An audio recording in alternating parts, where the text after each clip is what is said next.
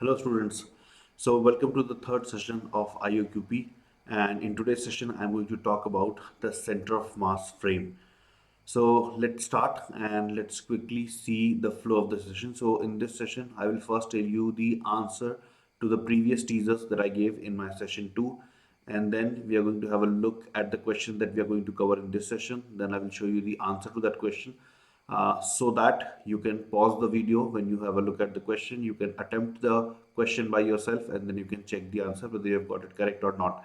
All right, and after displaying the answer I will then myself solve the question. You can have a look at the solution and how to approach the question. I will also talk about certain aspects which are not discussed in the question, but the situation that I'm going to take in the question would be a nice example to discuss all those aspects. So there is more to the question than what it is asked in the question itself. So I think you are going to like it. And finally, I will give you the teaser for today's session.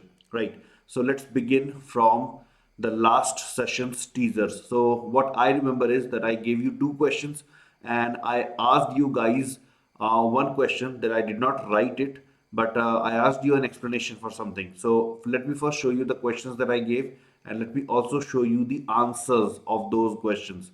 All right, so in last session, I gave this question as one of the teasers.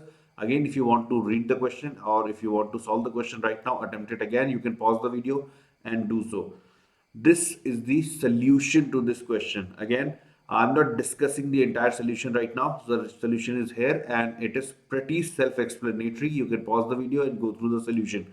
All right. The second question that I gave in my teaser was this particular question, which is present on the screen right now. You can pause the video, have a look at the question. If you haven't attempted it till now, you can attempt it now. And this would be the answer or solution to the question. All right. So these are the two questions that I gave, and then I asked one question that if a chain is under free fall, then we consider the topmost point to be falling with an acceleration g, and hence we consider all the chain to be falling with an acceleration g. So this seems pretty intuitive, but what if I don't agree with it or I deny it? How can you prove that to me? So that aspect we'll discuss just now. Before that, guys, I would like to state one thing that I've recorded this video earlier than my usual time as I will be on leave for a few days in the current week, because of which I'm not able to read the solutions that you may have sent me regarding the session two's teasers. Okay, but we will be responding to your solutions via email. So though I'm not able to mention whose solution was best and what are the noteworthy mentions for the second session, but we will contact you through your email. All right, so I'll discuss about that aspect, that if a chain is falling freely, uh, how can we prove that the topmost point will fall with an acceleration of g? So let me try do that. So we move to a new slide and let me now try to prove. So let's say this is a chain. Okay, let's talk about a freely falling chain for now. Okay, so this is a chain and it is falling freely, and let's assume for now that it is falling with an acceleration a. All right. Now what I'm going to do, I'm going to break this chain into two parts, not necessarily equal parts. Let's say that this length is x and let's say this length is L minus x, where L is the complete length of the chain. Okay. Now, if I make the FBD of the upper part, remember that we are considering chain as an inextensible rope, which means that whatever is the acceleration of one part, the same would be the acceleration of the other part. So for this particular, the upper part, when we draw the FBD, what kind of FBD are we going to draw? Like we are going to draw one lambda x, that becomes the mass. Lambda is considered as the linear mass density, so mg force in the downward direction. Then if we are considering some tension to be present here, okay, then that tension will be acting in the downward direction on the upper segment of the chain. Okay, so these are the two forces acting on it, and the equation that we are going to write, it would be lambda xg plus t is equals to lambda x into a. So this will become your equation 1. Similarly, if we make the FBD of the lower portion of the chain, then in this case, at this point, the same tension will act upward and we will have a downward force of lambda L minus X into G. And the equation that we are going to write would be lambda L minus X into G minus T is equals to lambda again L minus X into A. So this will become the second equation. The A in the two equations will be equal. All right. So if I now add this equation, what I get is lambda Lg is equals to lambda La, which basically means that G is equals to A. So first of all, this chain is falling freely under the effect of gravity. Also, if I substitute the value of A as G in any of the two equations, for example, let's choose equation number 1 for substitution purpose. So here I will get the value of T as 0. All right, so therefore we have proven that at any general segment of the chain, the tension is 0. So if a chain is falling freely, at all these points the tension would be 0, and therefore we can assume that the topmost point would be falling freely under the effect of gravity. Okay, so this is something that we can give an argument. Actually, it was a simple argument. I'm pretty sure that many of you would have figured it also. But for those of you who could not figure it out, just have a look at how simple the argument was. All right, with that, let's begin today's session. I'm pretty sure that you're going to find today's session pretty interesting. So let's see. So this is the question for today. You can pause the video right now and attempt this question. I am confident that many of you would be able to get the correct answer to this question. But there is one aspect that I want to discuss. It's an important one. So even if you are able to find the answer, please continue with the video to learn about that aspect. And the teaser that I'm going to give you will be based on what I'm going to discuss in this question. This is the answer. So now, if you found the answer correctly, congratulations, well done. Let's discuss this question now. So the question said that there is a particle of mass m. Okay, we call that particle as A, and there is another particle of mass 2m. We are calling that particle as particle B. They are connected via a light rigid rod of length L. Okay, and the system lies on a smooth horizontal table. The particle A is given a sharp impulse so that it acquires a velocity u perpendicular to the rod, and we have to calculate the maximum speed of particle B. This maximum word is very crucial here. All right, during the subsequent motion, and by what angle theta will the rod rotate by the time speed of the particle become maximum for the first time. All right, let's have a look at the question, guys. So one thing that I'm going to do for the convenience of discussion, instead of the figure that was given to us, is it okay if I draw the figure like this? If I draw A here, if I draw B here, and if I consider the length of the rod like this and the speed given to A like this. Okay, so I've not changed anything. The question still remains the same. I've just rotated the figure given to us by 90 degree in clockwise sense. That is what I have done. And why have I done so? There was no pressing need to do that. I did that because I find it easier to talk about a motion that is going on from left to right, because the orientation of my page or the screen at which I have to write is like that. It's difficult to make a figure which starts from bottom or somewhere from the middle of the page and goes upward. It's easy to make a figure that begins from left and moves towards the right. Therefore, I have done that. So I hope you don't mind that. So what will happen here? So we have given some impulse and the system lies on a smooth horizontal table. What will happen subsequently? Well, we know that if the net force acting on a system of particles is 0, then the center of mass of the system moves in a straight line. So presently the center of mass, wherever it is. So first let's figure out where the center of mass is. So this mass is m, this mass is 2m. So obviously the center of mass would be closer to the heavier mass. So it should be somewhere here. In fact, this distance, there is a direct method of writing this distance. For a two particle system, what we do, if we are willing to find the distance from one of the particle, for example here I'm trying to write the distance from particle B, then what I have to write, I have to write mass of the other particle, that is mass of A, in the numerator, and I have to divide it with the total mass, which is 3m, and then I have to multiply with the separation between the two particles, which is L. So this will become L by 3. So this separation, like this distance is L by 3, which obviously means that I can talk about the other distance also. When I say other distance, I mean the distance of particle A from center of mass. So even this is known to me now, and this distance is 2L by 3. Now, what will happen when we give an impulse to particle A? Well, the center of mass will begin traveling with the speed, let's say VCM. We can very well figure out VCM, no big deal in that. VCM can be figured out by writing m1 v1 plus m2 v2 divided by the total mass, which is m1 plus m2. So here we will get m into u plus 2m into 0, because we did not have any velocity, and then divided by 3m. So we will end up writing u by 3. So the center of mass starts traveling with u by 3. All right, and apart from this, what happens? Apart from this, can we expect this rod to start rotating with some angular velocity omega? All right, so this is what will happen. The center of mass will travel in a straight line, and the rod will start rotating about the center of mass at an angular velocity. At some angular velocity, we are calling it as omega. Okay, so if we have to give a qualitative description of what is going on, well, in some time, this center may have traveled to this position.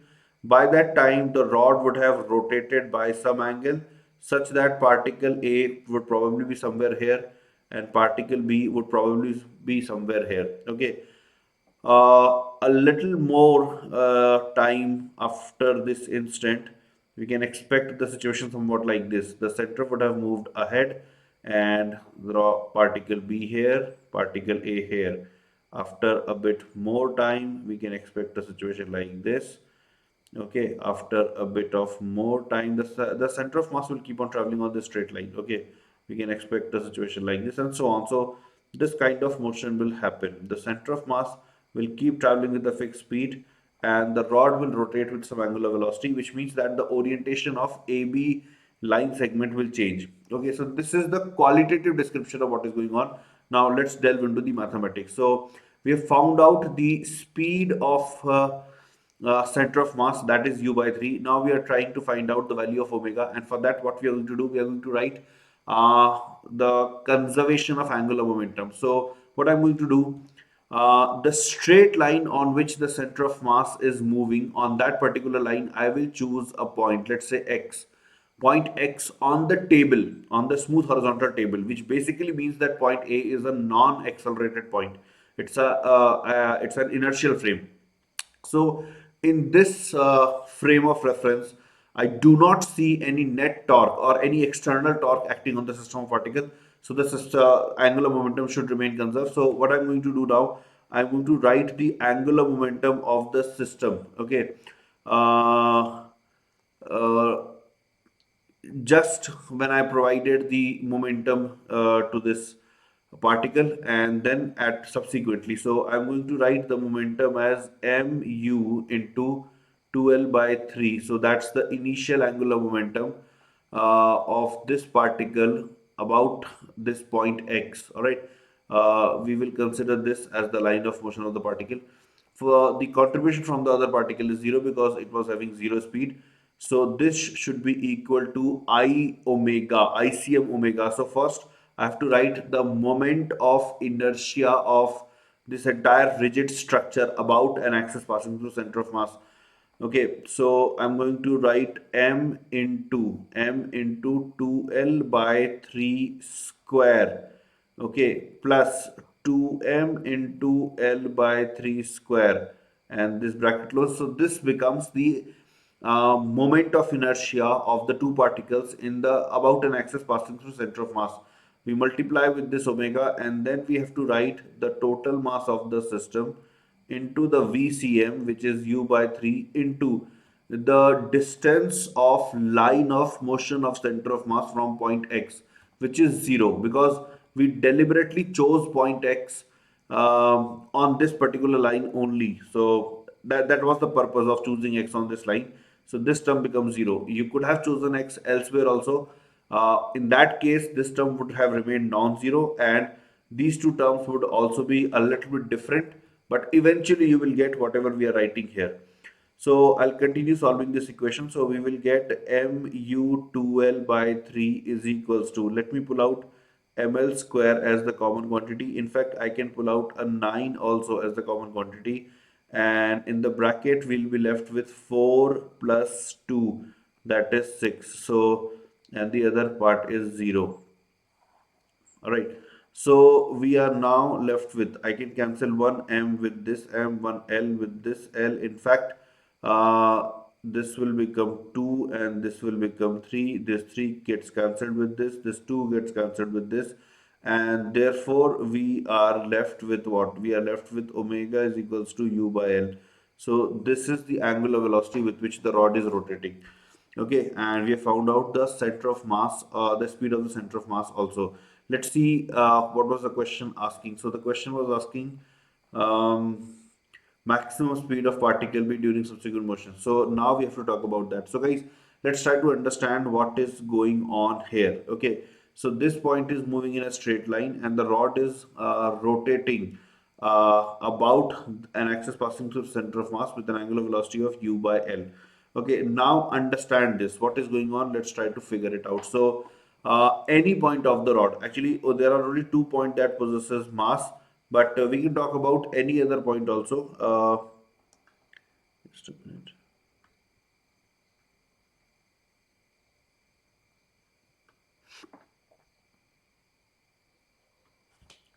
Struggling with the pen somehow. Yeah, done. So, uh, let's say if we are moving with center of mass, this point is A, this point is B, the center of mass was going with the speed of u by 3. Now let's say if we are moving with this speed, or we can say, let's say we are sitting on the center of mass, then what kind of motion are we going to observe for A and for B? Pause the video here and think about it for a moment if you already don't know the answer. So if we are sitting on the center of mass, then the kind of motion that we can expect would be somewhat like this, like B goes in a circle, B goes in a circle of radius L by 3, and A goes around the center of mass in a circle of radius 2L by 3. Okay, it goes, so by the time A comes somewhere here, okay, B comes somewhere here, such that the center of mass will remain here only, because we are assuming that we are sitting on the center of mass. So in our frame the velocity of center of mass is 0 and the center of mass will always remain at rest. So this is the kind of motion that we are going to observe. Also, what is the speed with which we will see B particle moving? Well, it will be equal to omega into this distance. Okay, so we found out the value of omega to be u by L. So if we have to find out the speed of B when seen from center of mass frame, then it will be equal to omega into L by 3. So that becomes equals to u by 3. So when we are sitting in center of mass frame, particle B will appear to us to be moving with the speed of u by 3 on a circle, okay, on a circle of radius L by 3. This is what we are going to see if we are sitting at the center of mass. So these red arrows that I'm drawing right now, they represent the speed of u by 3. They represent velocity vectors of particle B as seen from center of mass. Similarly, the speed of A in the center of mass frame will be given by omega into 2L by 3, which happens to be 2U by 3. So the speed of A will be represented by a little longer arrow as compared to the previous one. In fact, exactly double in length of the previous arrow. We should use that. So this is the speed of A, okay, when seen from center of mass. See this, everyone? I hope you are able to understand. So this is the speed when we see from center of mass. Okay. What if we are looking at the particles A and B from the ground? Since we are specifically interested in particle B, let me talk about that. So particle B is having a velocity of u by 3, and these velocity vectors are changing their directions continuously. Apart from this velocity, particle B has also linear velocity, like the center of mass, in the center of mass frame. So If we have to calculate the speed of B in the ground frame, then what I'm going to say, I'm going to say that let's add the VCM vector to all these arrows. So we will have a velocity in center of mass frame in this direction at some instant, in this direction at some instant, in this direction at some instant, in this direction at some instant, in this direction at some instant, and so on. All right, and so on. So basically, we will have velocities in all the directions at different points of time. So, apart from this, we will also be having a linear velocity. All right, and that linear velocity will be equal to u by 3, the same speed with which B appears to be moving in the center of mass frame. So the length of the two arrow will be equal. Okay, the length of the two arrow will be equal. Now that you have figured out that the velocity of B would be a combination of two velocities, and those two velocities are the u by 3, the velocity of center of mass, plus the velocity of B as seen from center of mass frame. So basically, the velocity of B at any instant is the resultant of these arrows. Like at every point, I have drawn two arrows, and the resultant of those two arrows will give the speed of B as it moves through that point. So, for now we were to find out the maximum speed of B. Now if there are two vectors of equal magnitude, their sum comes maximum when they are in the same direction. So this at topmost point they will be in the same direction, and this value will be equal to u by 3 plus u by t, and therefore it will be equal to 2u by 3. So that forms your answer to this question, the maximum part. Okay, by what angle theta rod rotate by the time?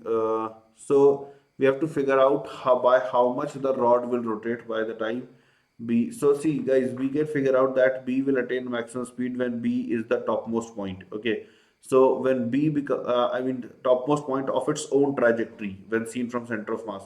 So this means that B started its journey from here and B had traveled to this point. That means B underwent an angular rotation of pi radian. Okay, so we can write pi is equals to, we want to find out, forgot, let's go, the angle. Okay, so uh, so B would have rotated by an angle pi. So therefore, pi divided by omega will give us the time. In fact, we just had to tell the angle rotated by the rod. So that would be 180 degree. Okay, so as far as this question was concerned, I hope you have understood the solution. Now comes the interesting part. There is something interesting that I want to talk about in this question. In this particular scenario, notice that B was moving along the circle in center of mass frame at some speed u by 3, and center was also going at the same speed, which was u by 3. Okay. Therefore, at this point, the two velocities will be in the same direction. So the maximum speed that we will witness of particle B will be 2u by 3, and the minimum speed that we will witness will be u by 3, will be 0, which will happen at the bottommost point, because here the two arrows are in the opposite direction and they are of equal magnitude. Okay. So this is what will happen. Now, let's talk about the trajectory of A. Let's talk about the trajectory of A. We discussed trajectory of B. Let's discuss trajectory of A. So one thing that you all would agree is that when seen from center of mass, the trajectory of A also appears to be a circle, and it appears a circle of radius 2l by 3, and the speed of A as seen from center of mass frame appears to be 2u by 3. All right, so you all agree with that. So if I try to do the same thing, the whatever I did here to find out the velocity vectors of particle B, the same thing can be done for particle A, and that is what I have done here. So here you see the red arrows. So these red arrows are representative of 2u by 3. All these arrows are of equal length, as they should be, since they are representing the same magnitude.